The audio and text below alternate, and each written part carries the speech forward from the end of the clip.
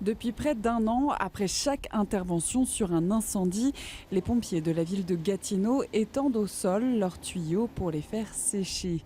S'il est essentiel de le faire pour éviter les moisissures, le procédé devrait pourtant se faire dans une tour de séchage. En juillet 2024, une partie de la tour de séchage de la caserne numéro 5 s'est effondrée, révélant un problème de sécurité sur l'ensemble des dispositifs. Ils ont tous été condamnés. Je pense qu'il y a 4 ou 5 casernes qui ont des tours de séchage. J'ai comme l'impression que je suis rendu dans un pays du tiers-monde. Là. De prendre pratiquement 1 an pour remettre nos tours de boyaux en service, c'est complètement ridicule. À l'extérieur, c'est le véhicule autopompe qui semble en fin de vie. Les sièges sont tous déchirés. Un exemple parmi d'autres, selon le président du syndicat, qui dénonce l'état lamentable des casernes, de leurs véhicules et de leurs équipements. Cette autopompe-là va atteindre 20 ans de service l'année prochaine et elle est désuète, plus fiable.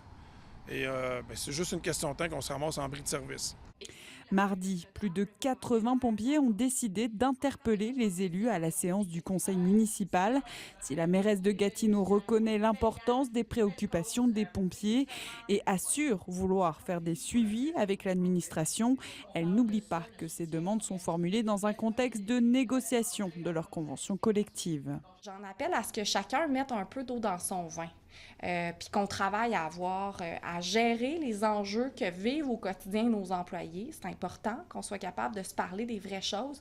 Actuellement, nous répondons aux besoins de la population. Ils sont en sécurité, il n'y a pas d'inquiétude à avoir là.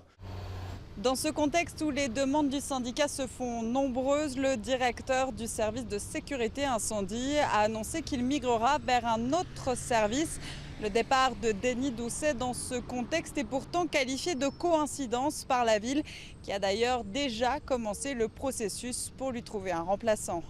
Ici, Anne-Louise Michel, Radio-Canada, Gatineau.